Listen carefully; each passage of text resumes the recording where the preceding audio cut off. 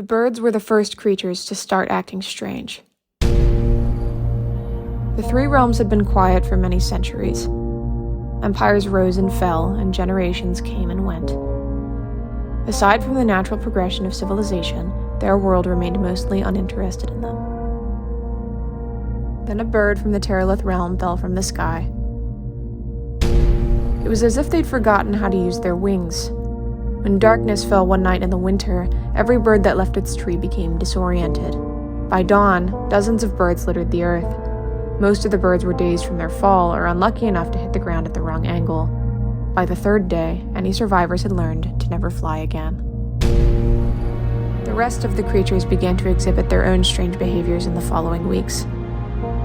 Most animals seemed to lose their instincts, unable to function or sustain a will to survive. Many previously docile creatures became violent and hysterical. Wolves and bears feasted on creatures unable to eat or sleep in their confusion. Nocturnal animals appeared during the day, and diurnal creatures at night. Fish leaped up onto the shores to die or stopped swimming altogether.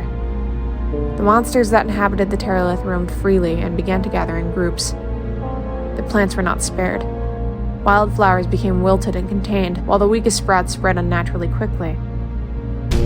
The intelligent life that had established themselves as the dominant species began to hide away in their shelters, fearful of what these new phenomena meant.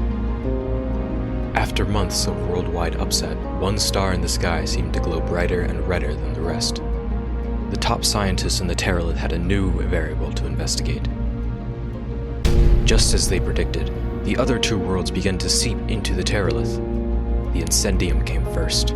The violet rifts burned with the heat of the falling star as magma leaked into the grass and set fires in uninhabited forests.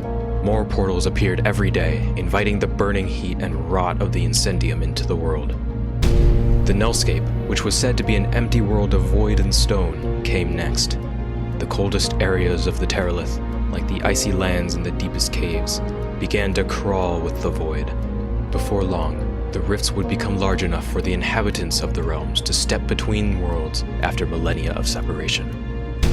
One of the few remaining scientists, at last, recognized the falling star's space debris entering the atmosphere. The meteor was hurtling toward their world, and the surviving members of the apex species had begun to feel its effect.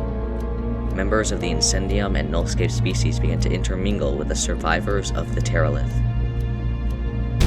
Strangely, some survivors reported feeling invigorated by the meteor's descent.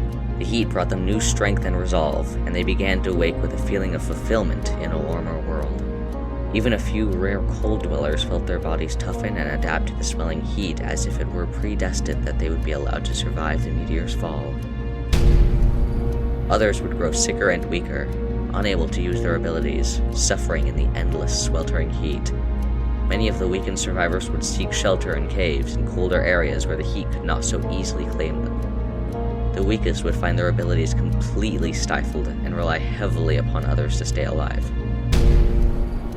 A few would make the journey to the nullscape rifts to utilize its cold environment while it lasted. They would wait in anticipation as the meteor drew closer, feeling their strength ebbing away with the passage of time. Before long, the world would separate into those who were weakened by the meteor's force and those who were bolstered by it.